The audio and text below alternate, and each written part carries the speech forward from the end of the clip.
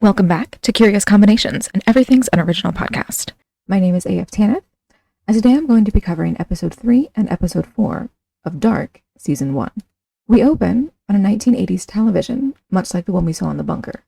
This one isn't in the bunker, though. This is in Ulrich's family's 1986 home, where they're leaving the door open in hopes of Matt's return.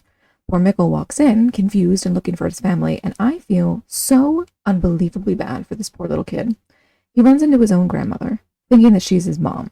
She thinks for a moment that he might be her own missing son, only for both of them to be so terribly disappointed. But her reaction is ridiculous. Mikkel handles it better. There is a frightened little boy in her home, and she doesn't comfort him or anything.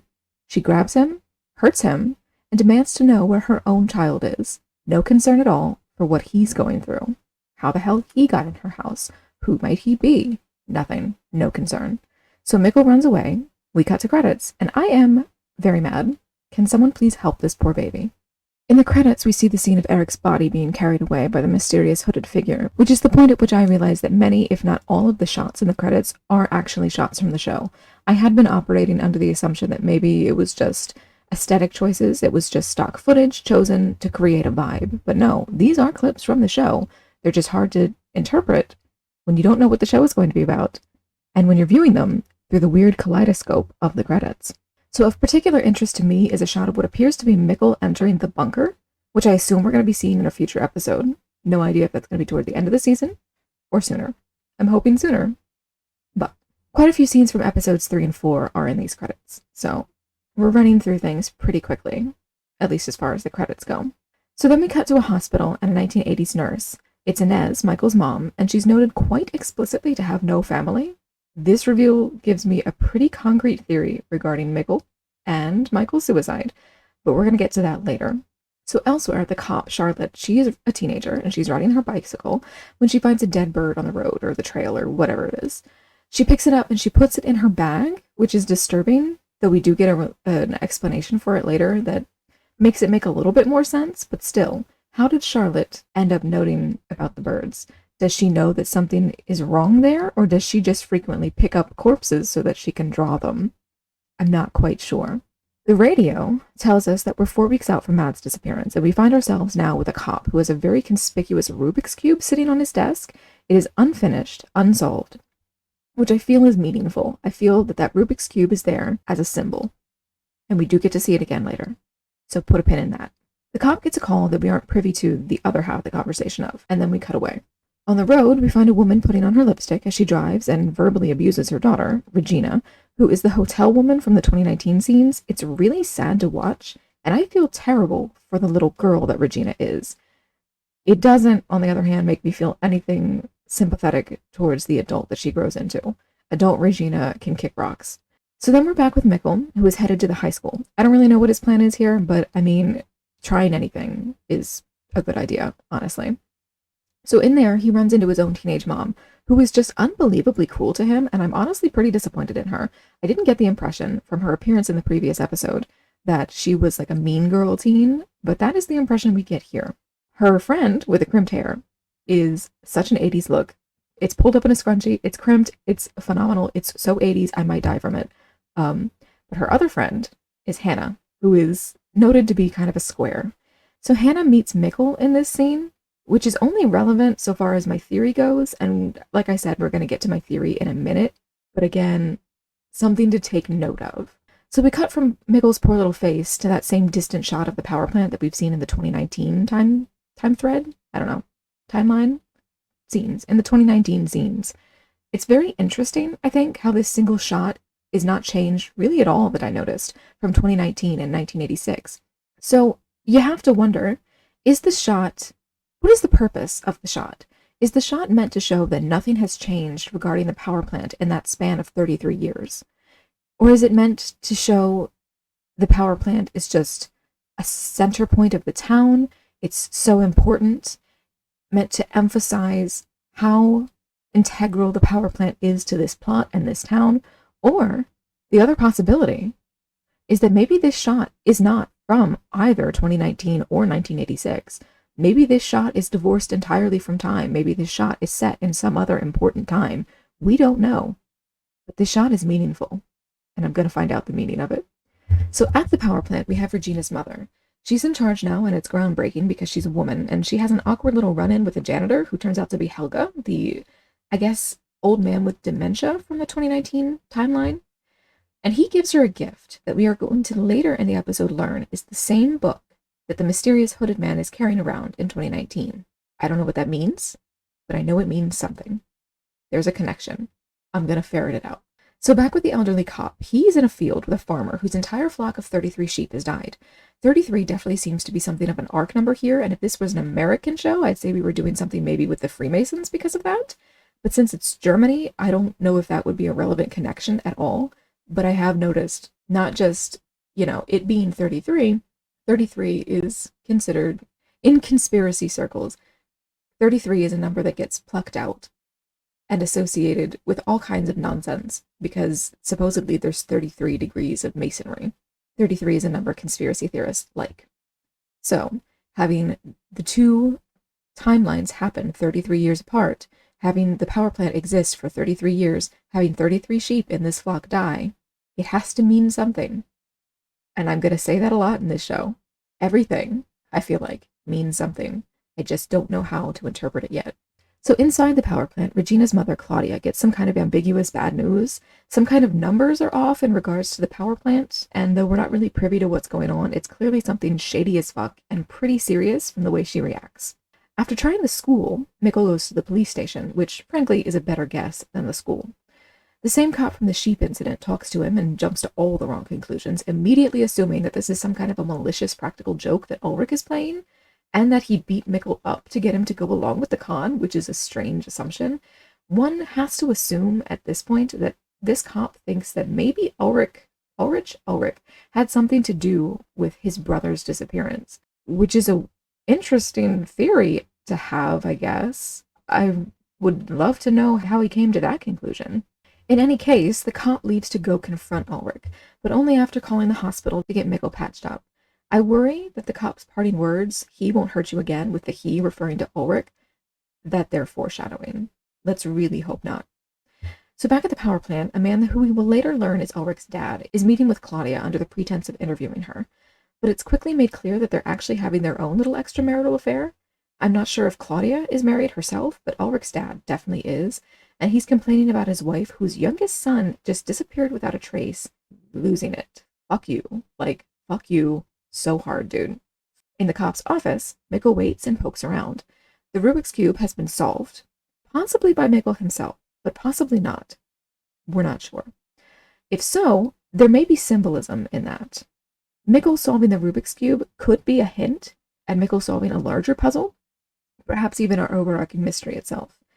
In any case, he starts poking into news clippings and photos and whatnot of his own uncle's disappearance, and there's actually a pretty strong resemblance between the actor playing Mads and the actor playing Mikkel, which I'm kind of impressed. So Inez shows up at the police station to collect Mikkel, and now we're closing in on my theory, and we're going to be there in just a minute, so hold on.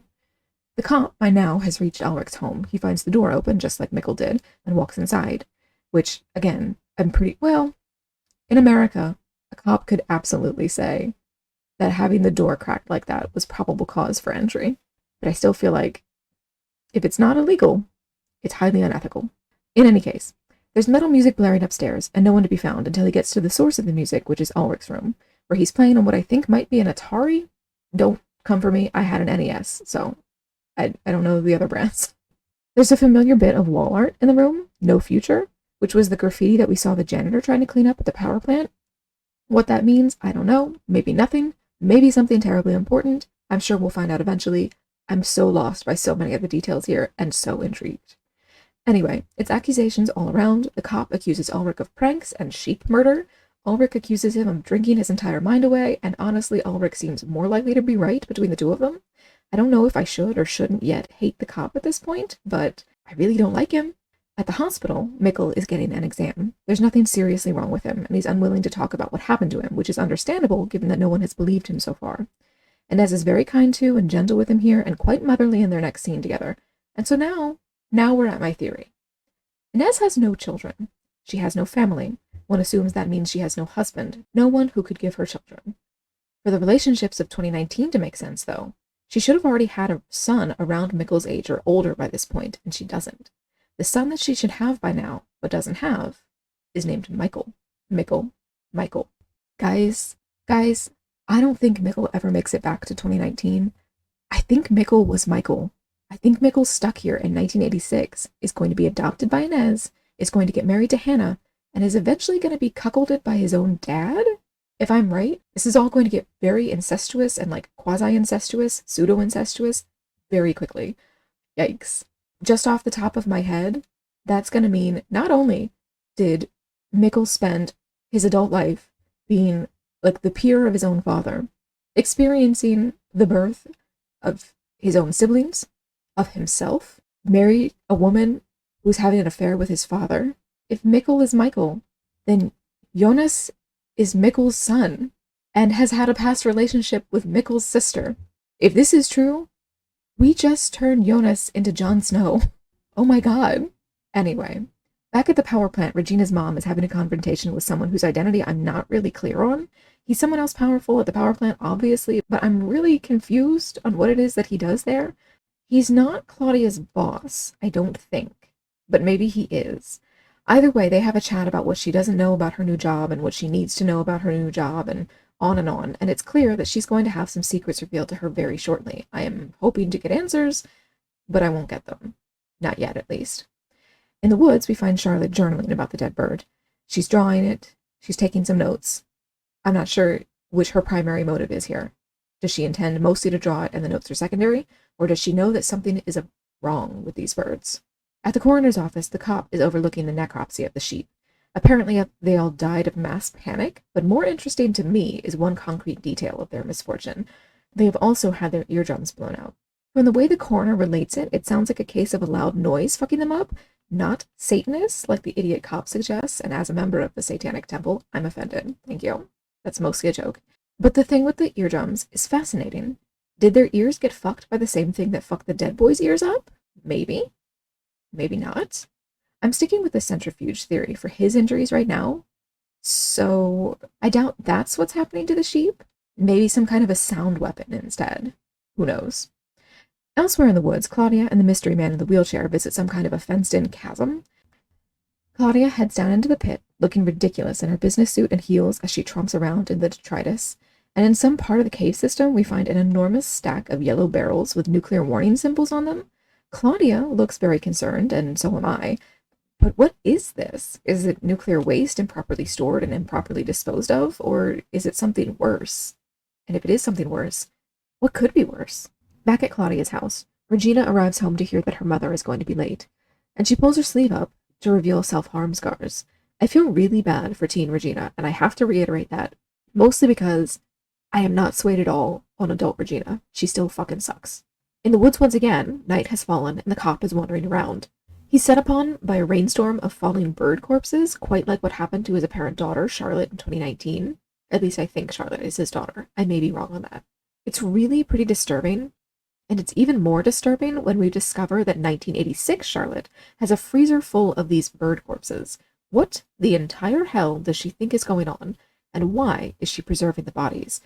This has to mean that she's doing more than just drawing them, right? But what is she doing? What does she know? What does she suspect?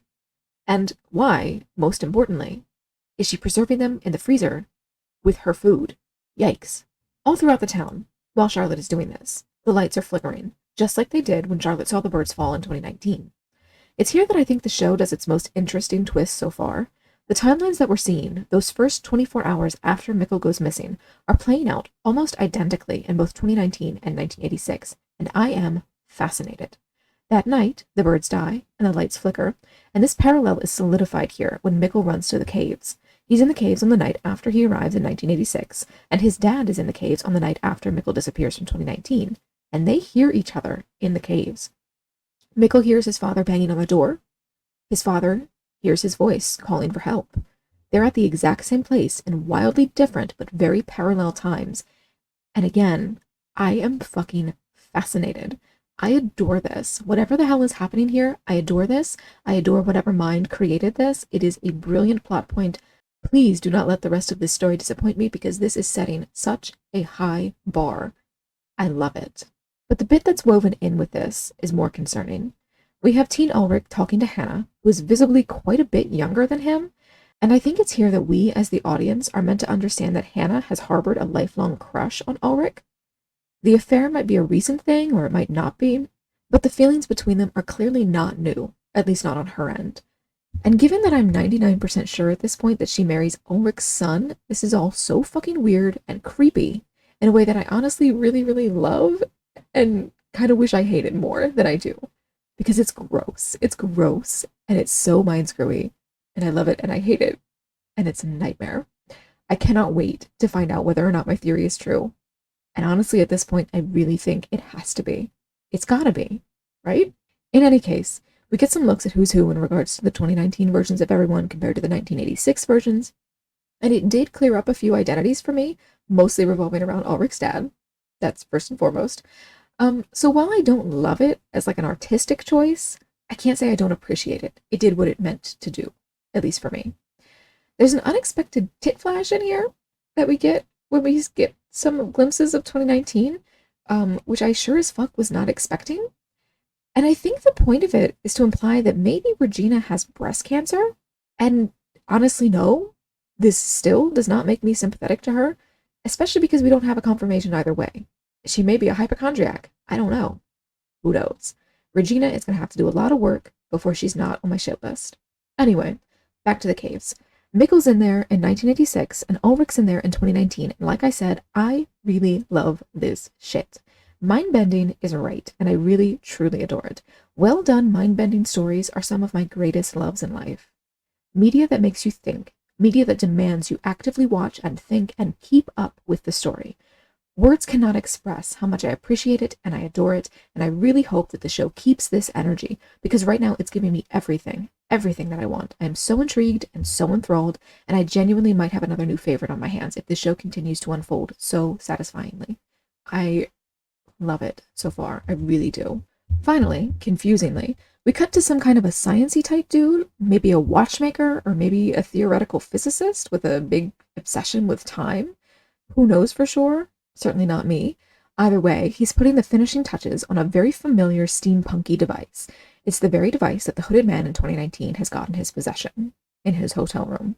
So, after watching episode 4, which I'm going to get into the recap of in just a second, I have to wonder if this man might be the mysterious Noah that gets mentioned in that episode. And if he is, what the fuck is he up to? I am so intrigued. But on to the next episode. The door to the bunker is open, and the bunker is empty. We see a triquetra everywhere. That symbol from Charmed, you know the one. And there's a shot of a tattooed back that immediately and very ridiculously makes me think of Yu-Gi-Oh! More relevantly, it makes me think of cults, potentially an underground familial cult like the Ishtars, again, from Yu-Gi-Oh! If that turns out to be at all accurate, I'm going to lose my entire mind, and I will probably never stop laughing. Not in like a mean way, not in a way of judging the show for the parallel. It's just that would be funny as fuck if that parallel was there. I'd love that. But it's the use of the triquetra that I find very interesting. I know that symbol from pagan worship, but it does also have meanings in Christianity. Apparently the unbroken circle represents eternity. The 3 prongs represent the Holy Trinity. The interwoven nature of the symbol denotes the indivisibility and equality of the Holy Trinity. It symbolizes that the Holy Trinity is 3 beings of power, honor, and glory, but is indivisibly one God. And that, let me source that information I just gave you. That is from an Angel Fire website, dating back to the original Charmed. And there's no title on the page, but there you have it. Angel Fire, guys. Angel Fire. In pagan symbolism, it's about life and death and rebirth and the 3 forces of nature, which are apparently earth, air, and water. The inner 3 circles represent the female element and fertility. It's also known as the triple goddess. The maiden, the mother, and the crone represent the life stages of every woman and man, born to innocence, inspired to create, that embodied with wisdom. The triquetra is a symbol of protection. It represents the safety of a witch while she is wearing it or showing respect for the Wiccan religion. As I said, if we're doing that symbol as having real-world extant symbolism, I assume we're going more towards Christianity than paganism, but we could be doing anything here. Anyway, after our credits, we start in Charlotte's home. She's not sleeping in the same bedroom as her husband, and theirs is the single most strained marital relationship that I have ever seen portrayed. Truly, watching this scene, I had such a moment of, wait, are they married? I thought they were married. Are they not married? Then why do they live together? Are they brother and sister? They can't be brother and sister because I think they're married. I guess they could be brother and sister and married. I hope not. And that was my thought process there. Just a hint of insight for those who are not yet convinced that I'm fully insane. Anyway, what's her face? The redhead, Francisca, I think is her name, is being an absolute bitch to her deaf little sister, and she'll continue to be one throughout the episode. In Jonas's house, he's still looking at that map, and his mom, hurting from her sort of breakup with Ulrich, is trying to bond with him. It's desperate and it's pathetic, and Jonas isn't interested. At the old folks' home, Charlotte's husband is visiting Helga, who is his father? Charlotte's father? I think Charlotte's father was the cop in the previous episode. So Helga is Peter's dad. Either way, he keeps repeating TikTok throughout the episode, which creates this wonderful sense of impending doom that's just phenomenally well done. And I hope it continues. As Charlotte drives her deaf daughter Elizabeth to school, she stops on the road and loots a nature camera. She steals the memory card in spite of her daughter's protests. And can we just talk about how horrific the police work is throughout all of the show so far? Everything that could be reasonably considered evidence has been tampered with by the police. Nothing they found in this entire show would be admissible in an American court because they've bungled the whole thing so fucking badly. I am horrified, but then again, this is not unusual for TV justice. That's just what TV cops are like. At the cave system, the paltry bit of caution tape does not stop Jonas from going in under the watchful eye of the mysterious hooded man, who checks his watch in a way that very much gives one the sense that Jonas is right on time for this action. But how did the mysterious man get the schedule he is apparently operating on? Is he from the future? I feel like this could be a hint that he, or someone he's working for, or someone who sent him, is from the future. At the elementary school, Charlotte drops off Elizabeth and is none too pleased to learn that Elizabeth has gotten herself a little prepubescent boyfriend, a boy whose name I don't recall, something like Yanis, something like that. We'll learn later that he too is deaf, and I worry that something really awful is going to happen to him within the next episodes. At the high school, Elizabeth's sister's class, Francisca's class, I think, is interrupted by Magnus's intrusion. The teacher doesn't send him away, which is a kindness I wouldn't expect in an American high school, that's for sure. But he also doesn't stop Magnus from obviously stalking Francisca, and I have some choice and very unkind words for that. I really hate Magnus, honestly, and this episode leaves me right on the cusp of hating Francisca, and I cannot tell you how much I hate the romantic plotline. Ew, ew, ew, ew, ew. Make it stop. The 2019 coroner, just like the 1986 one, finds themselves tasked with a necropsy. But while he had to dissect dead sheep, she has to dissect a dead bird. The bird, just like the sheep and just like the boy, has had its eardrums ruptured, though the impact of falling killed the bird, not the mutilation. I'm thinking some kind of a sound weapon maybe fucked up the bird, but I can hardly be sure. Either way, something's wrong with its feathers, and this fact is again related to nuclear radiation. And Chernobyl. I'm worried. Back at the police department, Charlotte has a chat with the eye patch guy. I must know what's up with his eye patch, and so far, I have no hints at all. Again, there must be something going on here with senses and the lack of senses. We've got burned out eyes, burst eardrums, Helga with his mangled ear, 2 deaf children, and this one-eyed cop. Something is up with people's senses in this show, and all I can think is that for some reason, whoever is behind this whole thing thinks that time travel is in some way associated with lack of senses. Maybe it's easier when you don't have your senses. Maybe it's more powerful when you don't have your senses. Something to do with senses. And I'm in the dark on what it could be. Later, Charlotte checks the camera's memory card. She finds what she's looking for, a car caught on camera during the window of time in which the boy went missing. And it's obvious from her attitude that she knows she's in trouble, because she recognizes the license plate. It's her husband's car. Her husband is now her main suspect. Cut to the man in question. He's getting into that very car, trying to clean up more of that out-of-place red dirt that the boy's corpse was found with. It's very suspicious. And it's as he cleans that he gets his wife's call. She's finally checking up on that really ominous phone call he had with her the other day, and he clearly isn't interested in sharing whatever it was that upset him at the time. It's painfully obvious that Charlotte thinks he's behind the death of that little boy and or the disappearance of Mikkel, and I hope she's wrong. I don't know. I just feel pretty sympathetic toward this guy, and I'd hate to find out that my gut feeling's so wildly off on this character. In the woods, Francisca digs up a suspicious box of cash from beneath the train tracks, and Magnus lurks around, watching her like a fucking creep. Did I mention that I hate these 2 characters? Because if I haven't, I think I hate these 2 characters. I also hate this next scene. Charlotte goes to confront a sex worker who is obviously intended to be a trans woman, and the woman makes it clear that she has been paid to have sex with Peter before, but not on the night of Mickle's disappearance and or the other boy's death. What I don't get about this scene is why this sex worker feels the need to be so purposefully cruel to Charlotte, and I really hope that this is not the last we're going to see of this woman, because otherwise, between this scene and the line we get from Francisca later, if this is all we're getting from this character, the inclusion of her here feels seriously transphobic. There is no point to write a trans character into this role, to point out her transness like that, and then to make her unnecessarily mean towards a cis woman for no reason. I'm worried that this is going to come to nothing but transphobia, but I'm going to keep an open mind. In the woods, Ulrich approaches the fence of the power plant in all black with his hood up, very much associating him with the mysterious hooded man. And again, I feel like characters having their hoods up like that is meant to be a very subtle clue to the viewer of something. I don't know quite what. After getting her money, Francisca heads back to school. She's having a dance class of some kind, wearing the kind of uniform that would get an American public school burned down by an angry mob of conservatives. I'm not joking. I was told by a teacher once that showing my shoulders was inappropriate in a school setting. This girl has her entire ass out in dance class, and in America, I guarantee you, she would have been burned at the stake, because America, y'all, America's a trip.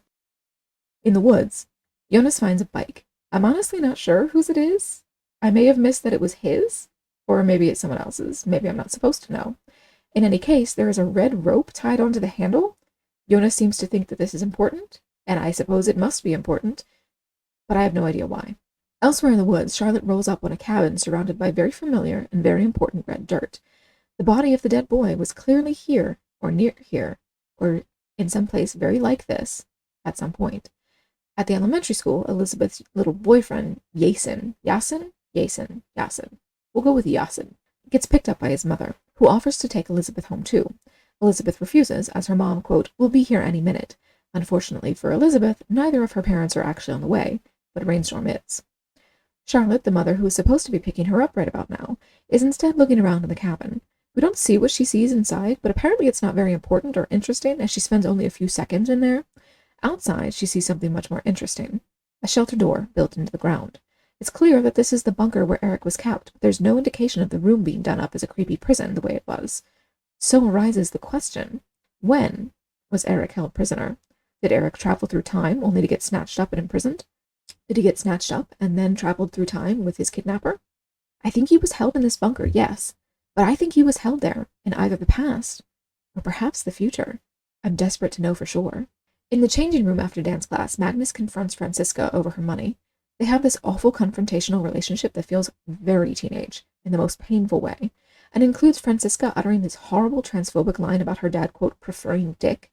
And between that and the way she literally starts fucking Magnus right there without him apologizing or anything, I really think I hate her now.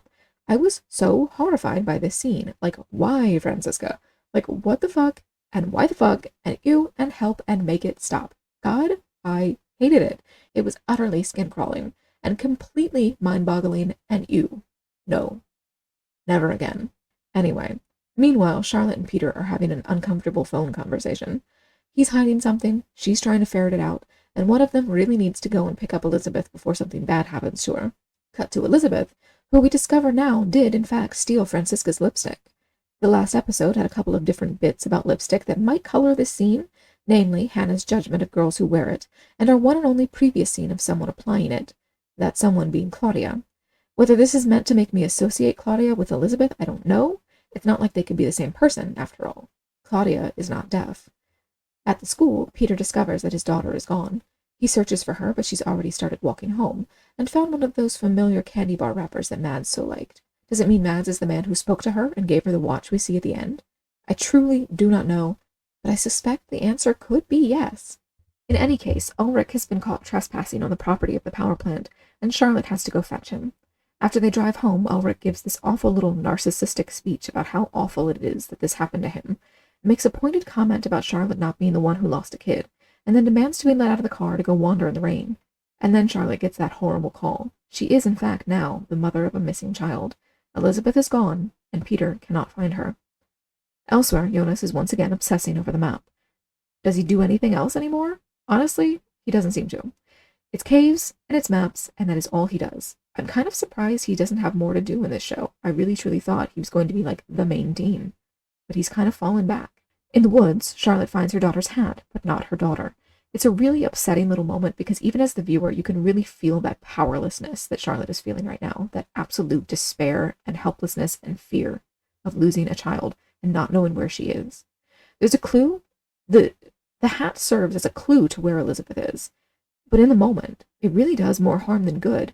If her hat is there and she is not, then something terrible surely must have happened.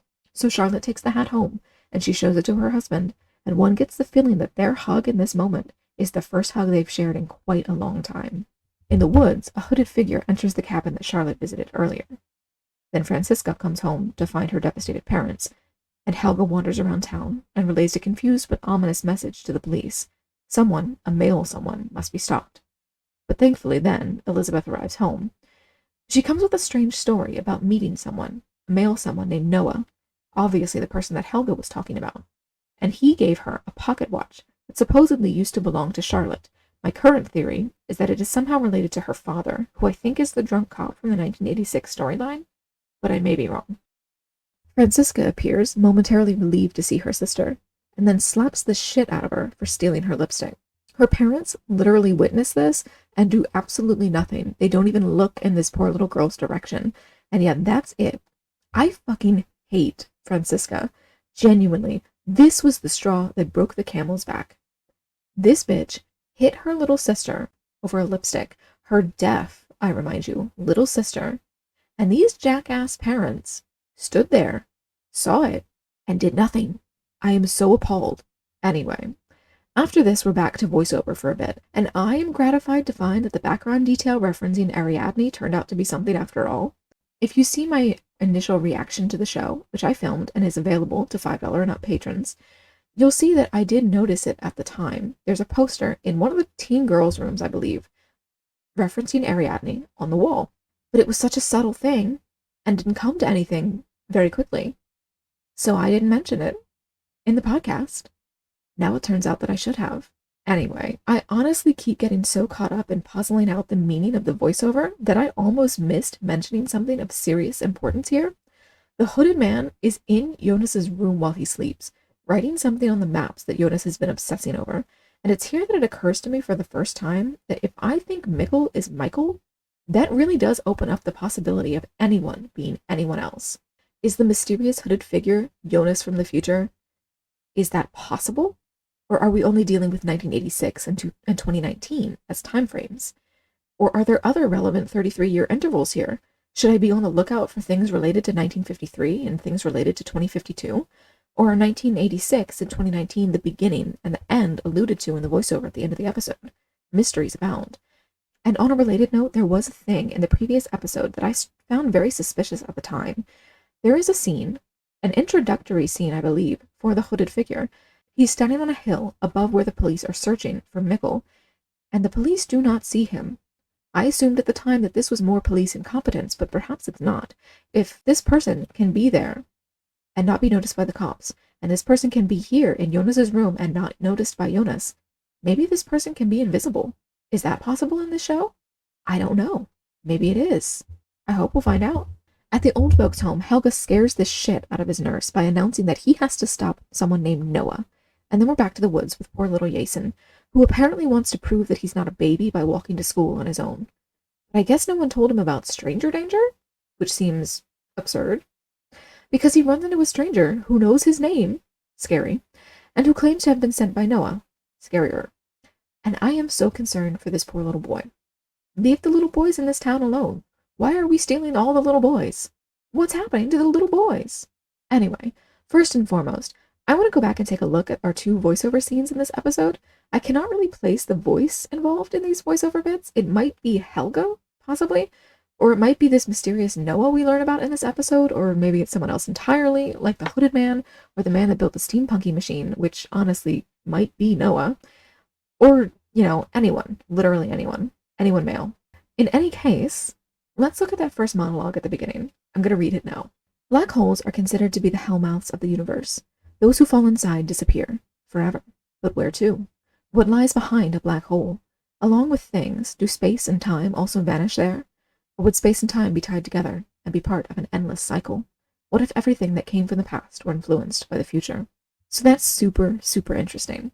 There's a thing mentioned elsewhere in this episode that alludes to determinism, and I'm going to get to that in a minute. This final line here is doing something very different from determinism. It is doing like a reverse determinism. What if everything that came from the past were influenced by the future? Being humans, we interpret time as a very linear thing, and it's clear that the premise of this show is that time is not in fact linear. Even in our construction of time travel narratives and time travel shows, we tend to tell them in a very linear, if a circular line type of way. We don't tend to get too timey-wimey, because that confuses a viewer or a reader a lot of the time. But if the future can influence the past, the way this implies, it sounds like we might be about to get very timey-wimey indeed. I'm very interested. The property that comes to mind most immediately for me when speaking of the future influencing the past, it's a story, a children's book, by the author Catherine Reese. It's titled Time Windows, and the premise of the story is that this little girl moves in with her family to a house where in the attic she finds a dollhouse, an exact replica of the house she's living in now. And by looking through the windows of this dollhouse, she begins to see flashes of the past of the house. By looking through the windows of this house, she sees into two different time frames of the house. And there's a subplot here of an abusive mother in the past influencing the future mothers to live in the home in a very, not a possession, but a suppression kind of way. But more interesting in terms of time shenanigans is that the significant conflict of the story revolves around the death of the little girl at the beginning of the time windows. She ends up falling into a crawl space created for the Underground Railroad, and no one knows where she is, and so she suffocates and she dies. And at the end of the story, and I am about to spoil this children's book for you, at the end of the story, the main girl manages to save her by watching the past to notice where the key to the attic is, and then putting it into the dollhouse, which sends it back in time so that the little girl can get it and free herself from the attic before she falls into the crawl space and dies. Does it make any sense that the key managed to go through the dollhouse like that and change the past, which we've seen? No, it doesn't make sense. From that point in the book kind of falls apart. The book makes it very clear that this dead little girl, from this moment on, is retroactively turned into a living old woman. And the changes are so significant to the timeline that the characters, who all knew about the time shenanigans going on, completely forget everything that happened over the course of a few weeks. It's very timey-wimey. It is the most prominent example I've ever seen of time not being a linear thing, of time being something that you can shape like putty. And if we're doing that here, A, I find it extremely fascinating, and B, that would certainly be more mind screw, wouldn't it? But I'm also very interested in this idea of black holes being related to Vinden. But I'm also very interested in this implication that the town is like a black hole in some capacity. There's a question of what lies behind a black hole. And perhaps they're not saying so much that the town is a black hole. Maybe the nuclear power plant is a black hole. Maybe the nuclear power plant is hiding a black hole. Maybe they made a black hole. Maybe they found a black hole. Or something like it. Because if it were a black hole, and it were down in that chasm, it would pull everything into it. A real black hole would destroy us all. But maybe there's something like it. Maybe that's how time and space have been tied together and made part of an endless cycle in this town. Is that possible? Is that the kind of thing this show would do? I really don't know. But there could be some clues in our second monologue. So, let's get into this one. This one is at the end of the episode, and I'm going to read it for you now. We're searching for Ariadne's thread, the one meant to guide us along the right path, a beacon in the darkness. We'd love to know our fate, where we're headed, but the truth is there is but one path through all times, predetermined by the beginning and by the end, which is also the beginning. So there's something very interesting there happening, referencing determinism, which is sometimes taken as a way to discount the existence of free will, and I gather that a lot of people don't like determinism such as it is because A, they fundamentally misunderstand quantum physics, and B, they don't like the idea of not having free will and not being able to make their own choices. But the fact of the matter is that determinism does not preclude free will. Determinism tells you how your free will works. Determinism is just the acknowledgement that your free will is not chaos. Your free will, your choices within your free will are made for reasons.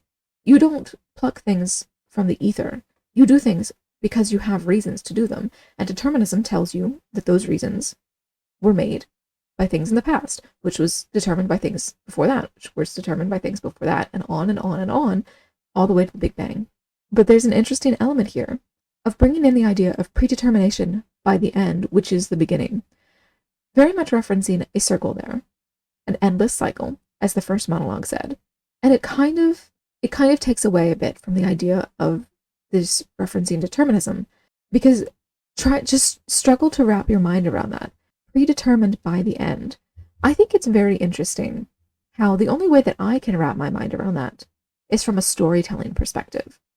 When you're writing a story, sometimes that is what happens. Sometimes your story is predetermined by the end. And I'm going to reference something that people historically did not like. So, I'm filming this on January 19th of 2022, and I believe the first two episodes of How I Met Your Father were just aired. I'm not sure what they're airing on, but I do know I've been seeing articles about them. Now, it has been 10 years since the end of How I Met Your Mother, and that show, very famously, has an ending that most people did not like. I disliked it for very different reasons than I think most people disliked it, but most people did not like the end of that show. That show is a very significant, very prominent case of something being predetermined by its end. The end of that show was written at the beginning of that show. And that is the largest critique of that show for most people. Most people who did not like the finale of that show feel that by sticking to the end originally created for the show as part of the premise, the show was not able to grow toward a satisfying conclusion. The show was predetermined by its ending, and it had to be written in such a way as to end up at that end. And most people think the show was worse off for that. And that does happen when you're writing a lot of the time. Sometimes you won't, it's very easy to write a beginning of something. It's incredibly easy to write a beginning. And sometimes it's very easy to write an end. We know from J.K. Rowling that she had I believe it was the epilogue of Harry Potter, that was one of the first things that she wrote. And we know that the epilogue among Harry Potter fans is largely considered superfluous. Most fans don't love it. Most fans don't hate it. But most fans don't feel that it was really necessary for the story, and yet it was one of the first things that was written. The story was, in a way, predetermined by its end. It's very, very common as a creator to have the end of something, if not already written, then in mind. And to be perfectly honest, if I'm being honest with everyone, speaking as a creative person myself who enjoys writing, plotting, all kinds of stories, I look sideways at any story that does not know its end. I don't trust a story that does not know where it is heading. I need to know when I start a story that at the very least the author knows his destination, that the author knows her or their destination.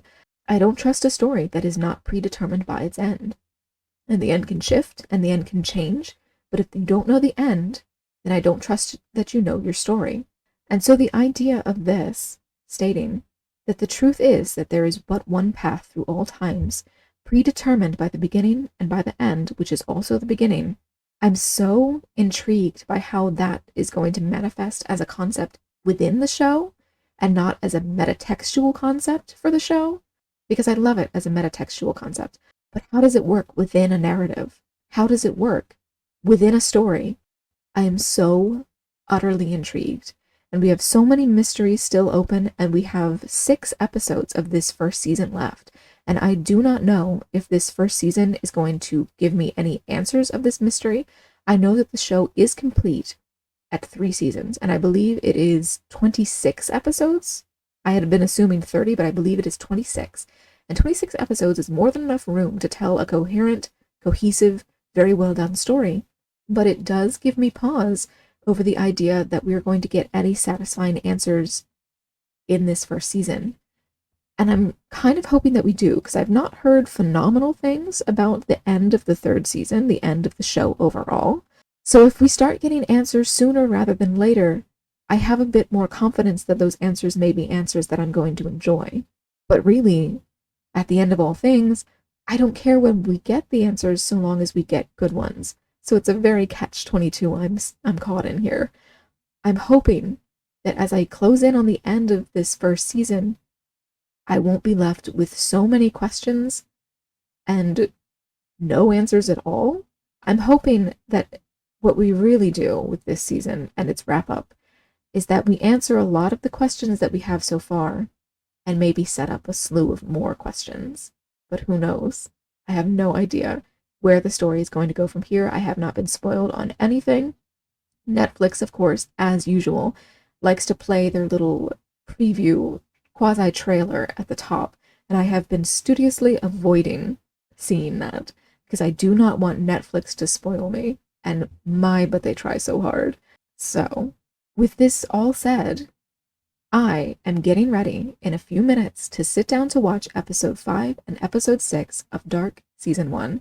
I will be back very soon to podcast my recap and review of those 2 episodes, but if you are interested in seeing my reaction to those 2 episodes, then what you're going to want to do is head on over to my Patreon, where for $5 a month you get access to all of the recordings that I make. All of my reactions to everything that I watch. There is a higher price tier, a $30 tier, to watch those live as I film them, but the $5 tier, you will get those week to week. So, if you're interested in that, head on over there to check it out. Otherwise, if you are interested in helping me determine what it is that I watch from week to week, then what you're going to want to do is head on over to the Patreon and check out the $1 per month tier. Any patron who subscribes for at least $1 gets access to all of my polls, which is up to 4 polls per month, determining what it is that I watch from week to week. This week, I am doing Dark Season 1. Next week, I am hoping against hope that the poll is going to choose for me to do Season 2 of Dark. But I don't know for sure. So, if you want your input heard, head over to the Patreon, $1 per month. Hit me up. Find out what we're going to be watching. Talk to me. Anything. Let me know what other rewards you would like on the Patreon. Otherwise, maybe leave a rating or review wherever you get your podcasts from. And beyond that, I'll be back very soon. I'm so enjoying this show. I'm looking forward to finishing this up.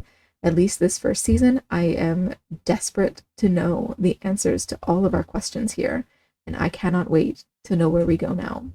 So, with all of that said, I'll be back very soon with my recaps for episode 5 and episode 6.